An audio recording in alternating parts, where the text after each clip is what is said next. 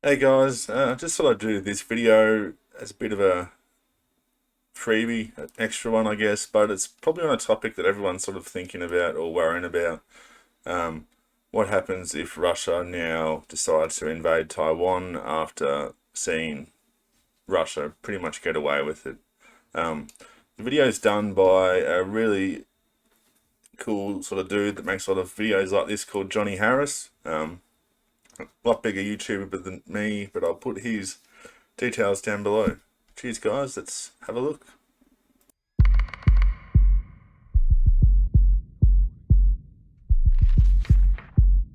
In the summer of 1995, China sent a bunch of its troops to the province of Fujian.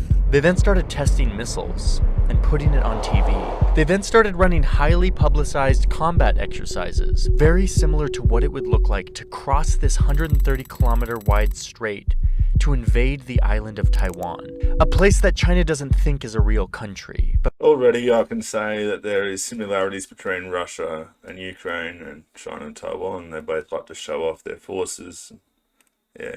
rather a part of China itself, a rebellious island province in an unfinished civil war. Another round of Chinese war games near Taiwan has the U.S. and other nations concerned. China did all this saber rattling because Taiwan's president had asked for a visa to visit the United States, and the U.S. Congress voted to give it to him, defying Beijing and undermining China's claim to Taiwan. Oh, and Taiwan was holding their first democratic election.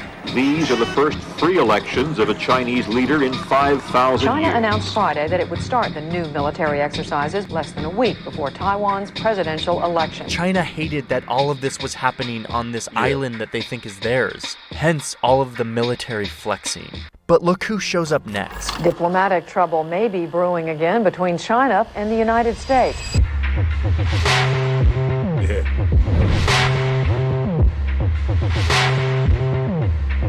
That's probably the American military's biggest flex, being able to send carriers, F-35s, F-22s, nuclear subs, pretty much anywhere in the world at any given time. It's the US military, and they're sending their biggest show of military force in Asia since the Vietnam War, right here in China's neighborhood. President Bill Clinton sent in all of the US's best stuff: aircraft carriers, guided missile cruisers, destroyers, powerful weapon systems from the most powerful military on Earth. So all of this concentrated US military power comes into the region and enters right here, through the Strait of Taiwan. It was a response to China and all of its efforts to intimidate. That's a pretty ballsy move by the US to enter so close to China, to be honest. But having said that, their military back then probably wasn't anywhere near what it is today. I don't think you can get away with doing that now. Taiwan. The message was very clear. China, we are way more powerful than you, so back off and let Taiwan do its thing. And guess what? It totally worked. China backed down and the US reasserted itself as the global powerhouse, a power that no one can mess with. Okay, so now let's fast forward to last fall. A lot has changed in this 20 or so years. And China is at it again, flexing on Taiwan. Their favorite way of doing this lately is flying military aircraft into this air border, Taiwan's Air Defense Identification Zone, or ADIZ. So every country has one of those. Basically, if you enter it without permission or your military force, you can be shot down. Yeah. An ADIZ is airspace that if you enter, you should... I was going to say too, China isn't just flexing on Taiwan, they're flexing on the whole world. I think that's probably the main reason why AUKUS has come together, Australia, United Kingdom and US. Probably the reason why we're getting nuclear submarines. Yeah, it's trade war that China's been waging on Australia sort of hasn't been very nice, and yeah, I think we're all preparing for the worst. Identify yourself, or else the nearby country will assume that you're coming to attack them. China has started flying military aircraft over this airspace without asking permission, without identifying themselves. Not just like once or twice, but like dozens of times per day, hundreds of times a month. These are the actual recorded flight paths of Chinese aircraft flying over Taiwan's ADIZ and then back to China. It's a giant. You can tell they don't get probably close enough for their surface-to-air missiles to reach them. I'm not sure, but it looks like they're just trying to piss them off and not getting close enough to Taiwan's air defense. FU to Taiwan, or Yeah. rather, remember who's boss here. Show of force. Luckily, there's some really amazing data on every single one of these Chinese flyovers. They're all documented. Taiwan's Air Force scrambled again today. This is research from the Foreign Policy Research Institute, Jeez, look at them all. and it's incredibly useful to see China's activity in Taiwan's ADIZ. You can see this massive surge late last year in flyovers. This is a graph that shows every single time a Chinese jet has flown over Taiwan's ADIZ in 2021. You can see that it comes to a peak in the first week of October. This was the week that China was celebrating its founding, and they were sending a very clear message to Taiwan. You will be ours. That week, this Chinese state-owned public I mean, the message is that clear that they've told the world that they intend to invade Taiwan, so... publication comes out with this headline: Time to warn Taiwan secessionists and their fomenters, war is real. This is not fair play. So guess who shows up to the region to calm things down? The US? The U.S. warship has sailed through the Taiwan Strait. So right after this huge bulk of flyovers of Taiwan's ADIZ, the US sends in guided missile destroyers through the Taiwanese Strait, and they're accompanied by a Canadian To ship. warn off 25 Chinese aircraft that entered its defense zone. Oh, but this time it didn't work. Here's when the US sailed through the strait, and here's what China does after. Tons more flyovers of Taiwan's ADIZ. I think China's probably a little bit more... what's the word? Confident in their forces now. Having said that, though, they've got nowhere near the amount of aircraft carriers as America does. It would still be a pretty bloody conflict. I think China is just flexing so they don't give a shit anymore. This is where I think maybe they've got some... I sound like a conspiracy theorist. Why I think there's something shady going on with Russia. But yeah, just keep watching. Looking at the raw data, you can see that these flyovers start happening almost every day. It's not the 90s anymore. Things have changed. Bill Clinton can't just send a bunch of naval ships to the Taiwan Strait and expect China to back down. We're living in a different era. The biggest difference is that China's military has become way more powerful in the last 20 years. Add to that their zeal for taking over Taiwan. So they are pretty powerful. They just don't have the aren't able to force project. So they're very strong regionally, but they're not very strong globally. With one aircraft carrier, no real allies that would back them, and that's the reason why we're seeing things like the South China Sea and probably Taiwan. They're trying to gain their little own area of influence, exactly like Russia wanted to do with Ukraine and some of the Eastern European countries. Taiwan, to reunite it with mainland China, has grown immensely every year since. The reason I'm telling you this story and showing you the difference between how China reacted in the 90s and how it reacted last fall is because that difference is really important if we want to think about what war looks like in this region. I've been talking to military experts, I've been diving deep into military reports and writings from the Chinese military itself to try to understand what war with Taiwan would look like. I'll have a guess, and I'd say that it won't be anything like what we saw in Russia, or the Ukraine, sorry.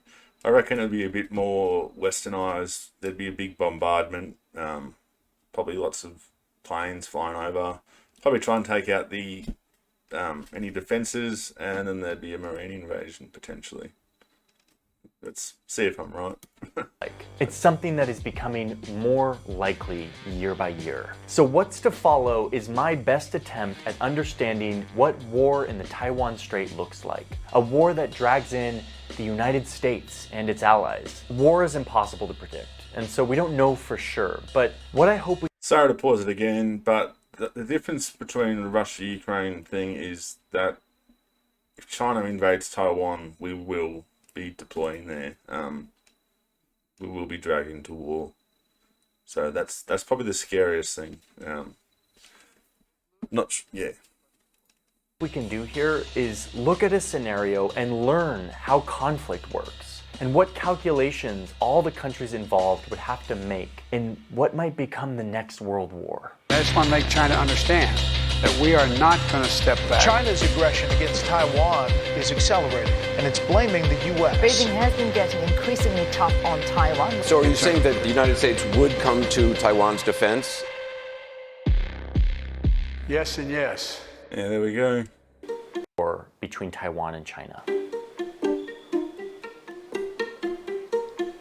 Okay, I'm going to dive into a very specific scenario of how conflict could escalate in the Taiwan Strait. But first, I have to say something. I have to get this off my chest, which is I've felt a little bit conflicted making this video. I feel very against the sort of machismo fascination with conflict. Like it's some sort of cool, good thing. When at the end of the day, what we're talking about are people's lives. We are talking about valuable taxpayer money. We are talking about the future of entire societies being ripped apart by a power struggle. This is not sexy and cool. This is a nightmare. Secondly, let us all just acknowledge right now how easy it is to dehumanize China. Have to agree there. I make these videos to get the word out and maybe speak in a little bit more terms that are a little bit more understandable for most people. I definitely don't want this to happen. I think it's horrible, but unfortunately I think it might happen. I really don't want it to because, but we'll see what happens. And its leaders and its military. But let me just remind you that China doesn't want war. They don't want bloodshed. They will probably try much less violent ways to try to force Taiwan to the negotiating table before resorting like the trade war with us to all-out invasion. But the reason I want to make a video about the nightmare scenario, because even if a military has a goal for a less violent intervention, that's not how war works. Conflict is very messy, and one miscalculation can lead to an escalation in the conflict. And now you have a wildfire that is out of control on both sides. It's incredibly easy for the momentum of conflict to bring us into that kind of situation. And that's why I want to suss out what it could look like. Okay, those are my disclaimers. Let's dive into this. I'm gonna start rolling here. There's 2. Okay, I'm gonna clap. Here it comes. Okay, I need to bring you over to my desk to show you some documents I've been staring at. This guy's a crazy. Any invasion of Taiwan starts with this document. This is a Chinese law meant to stop any parts of China from seceding from China itself. And it mentions Taiwan. It basically says that if Taiwan tries to assert its independence from China, or, and this is the most important part, or if the possibilities for a peaceful reunification should be completely exhausted, that China shall employ non-peaceful means and other necessary measures to protect China's sovereignty and territorial integrity. Translation, if they run out of diplomatic solutions, China is... Again, it sounds a lot like Russia and it's the old Soviet Union. China wants Taiwan back. It's almost like as if Australia would say, all right, PNG, Papua New Guinea, we're taking you back. You're going to be Australian again. No, just weird. Move on. Is required by law to invade Taiwan and force it to reunite with China. And no, I don't read or speak Mandarin, but Google Translate. I mean, come on.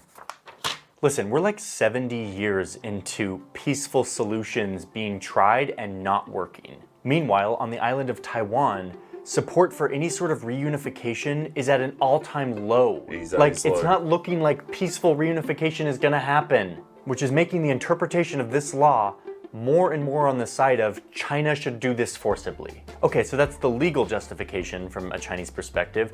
Pair that with the fact that unlike in the 90s, China now has a massive military. There's new concern at the Pentagon about China's military buildup. With all sorts of new missiles. China could soon be able to deploy a nuclear-tipped missile that U.S. defenses would find much... I guess the same thing I would like to say the most is probably that we thought Russia was the same.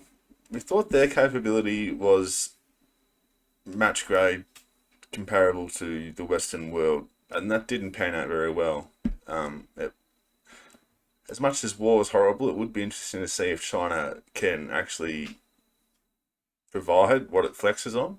But yeah, as I said, they're very strong regionally. They just can't force project their power, in my opinion.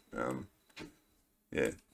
Much harder to detect. Tanks, helicopters, submarines, ships. I mean, this isn't from me, this is the US government. They recently came out with a report that said that the Chinese Navy now is bigger than the US's Navy, at least by numbers. They have 360 versus our 297 ships. Now, caveat to that data, our ships are much bigger. Yeah. But still, China's recent military buildup is nuts. And this is why the US military is kind of freaking out. My opinion is this problem is much closer to us than most think. We have to take this on with urgency. China is upping the ante on Taiwan. Again, even Australia is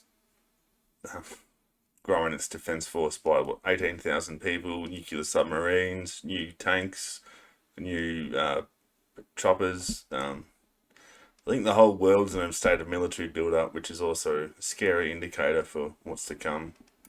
And there are fresh fears of a Chinese invasion of Taiwan. Taking over Taiwan remains China's #1 strategic priority.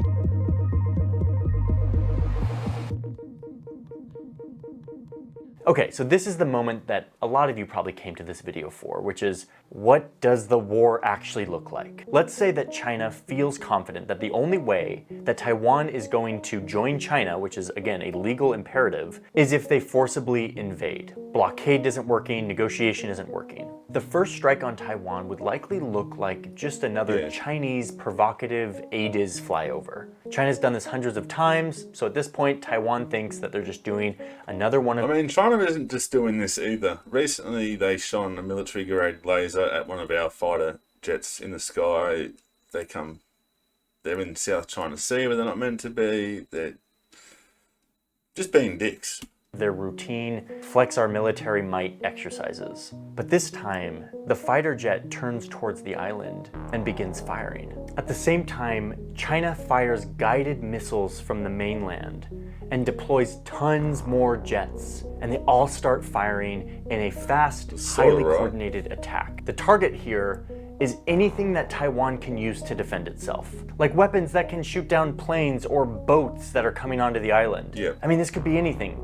Radar, communication nodes, military command centers, navy bases, bridges, communication networks, power stations, even government buildings. They would have a wide variety of targets. And the government's going to have nowhere to go either. It's only a small island.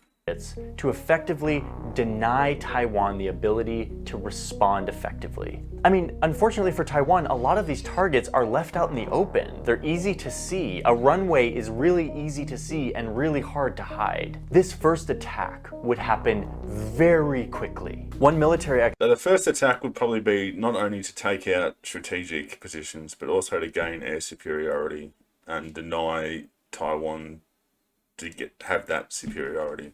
Something we didn't see in Russia-Ukraine for some reason. Don't know why, but yeah. Expert Ian Easton put it very succinctly when he said, assuming the intent is invasion, these attacks could be expected to be concentrated in a short time frame as a prelude to invasion with no pauses other than those required for moving, reloading, and repairing equipment. Whew. Sounds horrible. So Taiwan's leaders are caught off guard and they immediately retreat underground to a command bunker where they can plan their response. Luckily, China will not be able to take out all of their military targets. Some of their aircraft hangars are deep in mountains, and some of their missile sites are really well camouflaged. They would escape the bombardment, so Taiwan would have the ability to respond. They would likely be able to get some air power into the air and fire some missiles towards mainland China to hit air bases, radar, and military batteries on the mainland. At this point, Taiwan also sends troops to their western beaches. I'd probably have to disagree with him there. Not that I'm geopolitics or military strategist at all, but I think if Taiwan only had a few planes left, they probably wouldn't be sending them over to China to get shot down. They'd probably be trying to regain their airspace. which is probably one of the most important things to winning a war. So start laying mines and preparing for an oncoming barrage of Chinese troops who are probably now on their way across the strait. This has all happened within just a few hours, and the US is just barely hearing about this. China has likely jammed much of the communication channels that would allow the US. Again, I don't think US would only just be hearing about it. With the Five Eyes intelligence we'd probably notice some build up or some movements that were unusual, and probably as a result of that send something towards Taiwan. To have a clear picture of what's going on. This will slow their response time. The thing is, China has gotten really good at sending little robots up to satellites in space, their civilian satellites, to like help repair them. They could use this same technology to latch onto an American spy satellite and block its ability to view what's happening on the ground. Yes, we're now talking about conflict in space as okay, so everything I just said, yeah, they probably, if that happened, they wouldn't be able to see. As a feasible part of this scenario. So the US is trying to get up to speed. The US president and military leaders now have to decide how they're going to respond. Are they going to risk American lives to protect this faraway island? It's something that the American public broadly would not be into, but they have to do something. They have to make a plan. Meanwhile, back over in the strait, Taiwan's military assets are severely damaged, and China is now sending hundreds of thousands of troops and loads of supplies across this 130-kilometer stretch of water. They're using boats of all kinds, military boats, merchant boats that don't need to defend themselves because... So this is why I think if we did have a few Taiwanese Air Force jets left, they'd probably try and keep them pretty close to take out things like this. That's what I think anyway. Taiwan can't respond adequately, and each of these vessels is carrying tons of supplies and troops. But again, on Taiwan's western beaches, there are probably Taiwanese troops who have been planting mines ready for this invasion. Probably pretty so there's now defended. a battle on the beaches as Chinese amphibious attackers try to hit the beaches and push back the Taiwanese defense. We're going to continue assuming Taiwan doesn't give up and capitulate and surrender to China at this point. If that's the case, the US is now just starting to respond, likely from their bases in the region, Japan and Guam. They deploy aircraft carriers with jets and bombers, stealth fighters, as well as fast attack submarines that will focus on one thing, hitting all of these ships, the ones that are bringing stuff and people across the strait. Japan and Australia likely come in as allies to help out on this defense. And now the US and its allies are in direct combat with China, two nuclear nations fighting each other. This is exactly what we try to avoid because we don't know where it goes from here. We don't know where the ceiling is. War always escalates. I always say that the reason why you look to history is so you can see what's going to happen in the future. We haven't really ever had nuclear war before. We've had nuclear attacks once, and it devastated the world and a country, and devastated it so much that it scared us, and we didn't want to ever use those weapons again. So it is sort of uncharted territory here. It is scary, I think, especially now that Russia has invaded Ukraine. China's a bit smarter, I think, but yeah.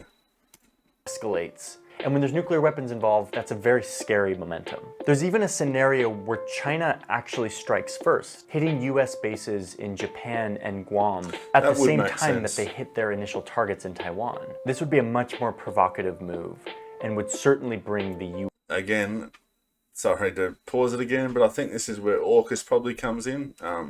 When we do get these submarines, our Navy will become pretty powerful with what we've already got and what we're going to have. If the US did get knocked out, Australia could respond pretty quickly. US full force into a war with China. So now you have Chinese troops who have pushed back the Taiwanese defense on the western beaches, and they are now moving in towards major city centers. The US is fighting on the water and in the air, and from here it becomes impossible to predict what could happen next. There are so many different... That's the other thing. Look, you haven't seen modern naval battles or modern you know, dogfighting or anything like that. It's all pretty uncharted. The technology we have now is, we've seen them in use, but we haven't seen them against near peer nations like China that has similar technology. So directions. Depending on the US's tolerance for bloodshed, there could be American troops on the ground trying to push back Chinese advancements inland. But if you look at Chinese military writings on this, you'll see that as a part of this scenario, when they're thinking about it, they're not just thinking about the US and its allies and Taiwan. They also predict that India will take advantage of this moment of chaos and invade the Himalayan borders to the south. They even foresee Tibet. That is true. However, India has remained pretty neutral. Someone remind me if they're still neutral with the Ukraine thing. They're definitely not neutral with China, but India would be a major player in this. It would open up a second front, which China wouldn't want to have to defend when they're attacking. So Tibetan freedom fighters way out here in the West, who have long been hostile towards Chinese rule, rising up and taking advantage of the instability to gain back control of their region.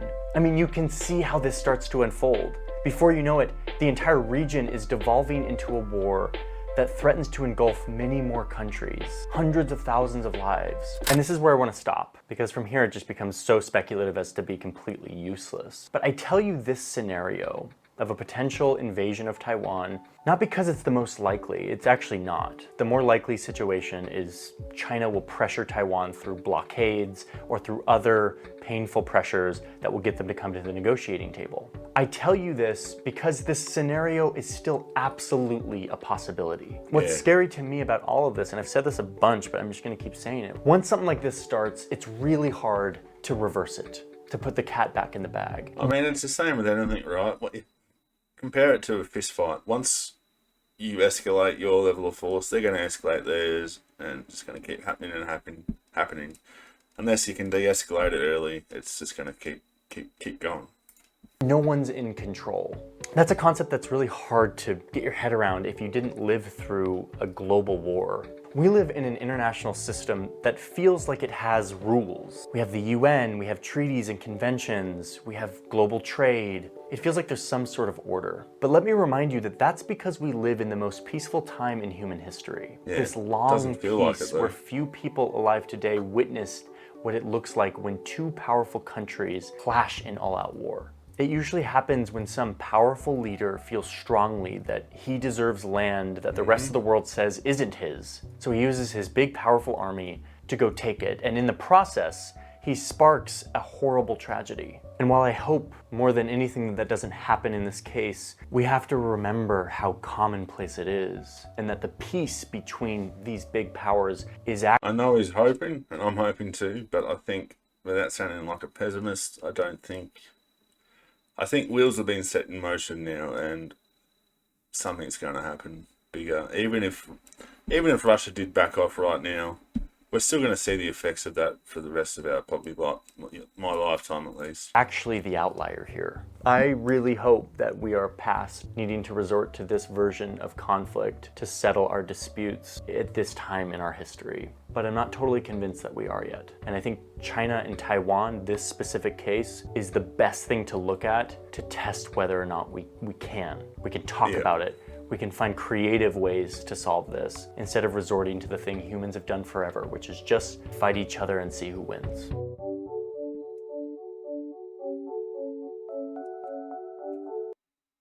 Yeah, so that was a good video. He makes a lot of good videos. Definitely go check him out. Scary times ahead. But anyway, look at it. You know, pandemic. We've had war for 20 years. Now there's the Ukraine thing. If this happened, it would just be horrible. And yeah, so let's hope it doesn't. But what do you guys think will happen? If you like the video in any way, please hit the like. And if I earn the subscribe, then hit the subscribe button for me. Cheers, guys, and see you in the next video.